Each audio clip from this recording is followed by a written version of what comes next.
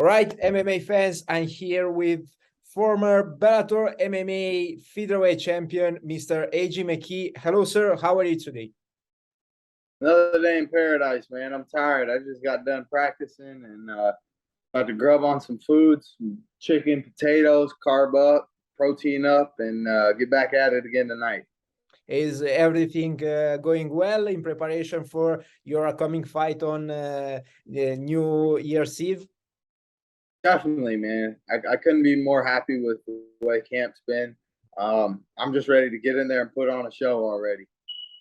You'll be traveling and fighting to Japan. Actually, I know just you'll be competing for the first time in Japan. Have you already been to Japan before? I was there about a month ago for the press conference, yes. Oh, But okay. outside of that, no. What do you think about Japan in general, and what do you expect from the Japanese crowd? It's gonna be a lot like COVID, it's the culture out there, the respect for the fight game. It's a bit different, You're not gonna hear grab his dick and twist it, you're gonna hear dead silence when there's some action. You'll hear some oohs, some ahs, and that's about it. They really value the respect of the support of the sport.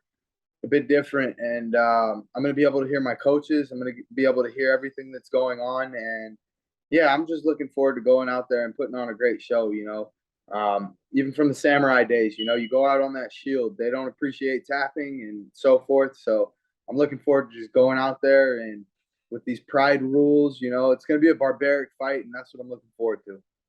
Are you sharpening your soccer kicks? Oh man, yes, that's what I'm really looking forward to. Is just for me, it's like every street fight ends with a soccer kick. So this is going to be one of those fights where I can relate back to my younger days, and I'm gonna get to pull out a different arsenal I haven't been able to use in a while. Oh, I'm really looking forward to watching your fight with Satoshi, with Roberto De Souza. Both you and your upcoming opponent are very skilled submission artists. Do you think that the victory will go to whoever is better on the ground? Not really. I feel the victory goes to who's the better mixed martial artist, and that's the whole take of mixed martial arts. You have to have the mix of all arts. He's a great submission artist. I've seen him submit many people. I have great submissions as well, but like I said, this isn't just a jiu-jitsu fight.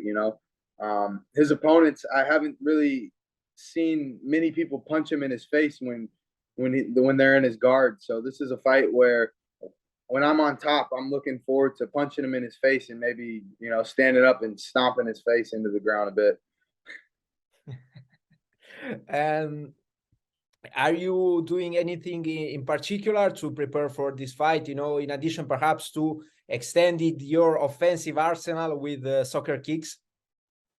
Definitely, when I do my rounds, this is something I'm very cognitive of is the strikes on the ground. If I catch a guy in a bad shot, I'm throwing knees to the head like Sakuraba and so forth. So I think that's a big key, just capitalizing off the opportunities when they arise. Yeah, this is gonna be a fun fight, man. Since I was a kid watching the Pride days, I've always wanted to do this fight, and it's here now. Now I'm doing it, and I'm gonna just go out there and have a great time. You're competing in a ring. Is this the first time in your career you're competing in a ring, or have you already fought someone? No, I've had quite a few fights amateur in a ring. Just takedowns. That's the only difference I would say is takedowns. If I was fighting a striker, like a really well striker, I think it would be a bit more of a struggle just because myself, I like to press people up against the cage and then take them down. Once I get my hands locked, I know I can get them to the ground at will. So this fight, it's going to be more of you get in on the takedown, you cut the corner, and you get them to the ground quickly. You can't really sit there and wait. You mentioned the Pride days. I mean, a lot of MMA history went down in Japan. Was competing in Japan on your bucket list? Yeah, since I was a kid. So when the opportunity arose and Mr. Coker called, You know, actually, when I was in the featherweight tournament and Bellator was doing the cross promotion, I was like, I want to do it. And but I was in the middle of a tournament, and I didn't really care. You know, it was just the fact of the opportunity actually being available. And now here we come full circle, and here I am. You know, I'm getting ready to go put on a great show for the fans, and it's gonna be fun. Won't you be missing the fact that this year you won't be celebrating, you know, the holidays in general as much as you did the other years, the past years? Um, yeah, but you know, it's priorities. You know what I mean? Got to put food on the table for the family, so they're understanding. You know, we'll probably do a little early Christmas, and then I'm gonna take off and go out there and go handle business. Come home and have that victory under my belt, and just enjoy life a bit. AJ, before I let you go, the first time I saw you, it was in 2016, and you were fighting in Italy. Is there anything at all you recall from that experience, in addition to your victory over Danilo Belluardo? Definitely, man. That was such a great time. You know, we were in where were we? In Turin, Torino. Turin, correct. Turin, fashion capital, man.